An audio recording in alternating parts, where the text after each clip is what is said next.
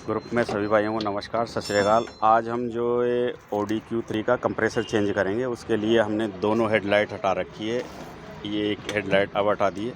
उसके बाद में हमने सबसे पहले हमने बम्पर हटाया है। इसका बम्पर खोलने के बाद में दोनों हेडलाइट खोल लेनी है। दोनों हेडलाइट खोलने के बाद में ये कंडेंसर, ये रहा हमारा कंडेंसर खोल लिया। अब हम रेटर खोलेंगे। जो रेटर को दोनों हेडलाइट खोले बगैर ये रेटर बाहर नहीं आता है, इसलिए अब हम इस रेटर को जो नीचे से माउंटिंग हटा के और हमने इस रेटर को बाहर कर लिया। और रेटर हटाने के बाद में ही हमारा कंप्रेसर चेंज होगा, नहीं तो नहीं होगा। ये हमने रेटर बाहर ले लिया है इसका।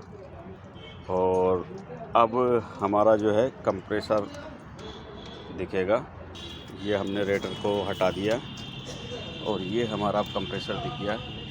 अब हम इसका कंप्रेसर चेंज करेंगे।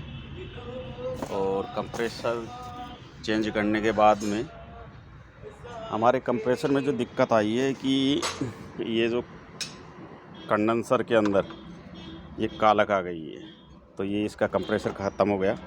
तो अब हम इसका कंप्रेसर चेंज करेंगे। और अभी हमने इसकी गैस निकाल के सिलेंडर में वापस रखी है। और Audi Q3 का जो सेल्फ़ है स्टार्टिंग मोटर, वो भी आसानी से खुल जाता है। ये रहा इसका स्टार्टर मोटर जो सेल्फ़ है। और अब हम इसका जो है कंप्रेसर चेंज करने के बाद में इसका बताएंगे। इनके जो ऊपर के नटों के अंदर 40 की स्टार एलेंकी की गोटी आती है, उससे 2 नट खोल लेंगे। 2 नट खोलने के बाद में एक ये इसका कंप्रेसर का पीछे से कपलर हटाएंगे। और कपलर हटा के ये है इसकी स्पीड फ़ैन रिले, जो फ़ैन के कंट्रोल करती है। इतनी मोटी है। ये हमारी स्पीड फ़ैन रिले है, ये फ़ैन पे लगी रहती है।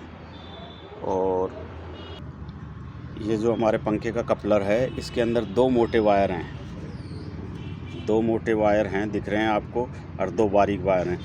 ये 2 मोटे वायर, ये ग्राउंड का है, ये डायरेक्ट बैटरी का है, ये चाबी स्विच का, ये ग्राउंड है। तो इन चारों तारों को अपन लगा के हैं, जब भी इसका पंखा चलता है तो ये ECM से पल्स आती है इसकी। ये देखो हमारे कंप्रेसर में कितना कालक आ गया है। और ये काला आने से ये कंप्रेसर ख़त्म हो गया। अब कंप्रेसर हम दूसरा लाके फिटिंग करके और इसको जो है हमारी प्रॉब्लम सॉल्व हो जाएगी। इसमें आवाज़ भी आ रही थी कंप्रेसर में, इसलिए ये कंप्रेसर चेंज किया जा रहा है। थैंक यू दोस्तों।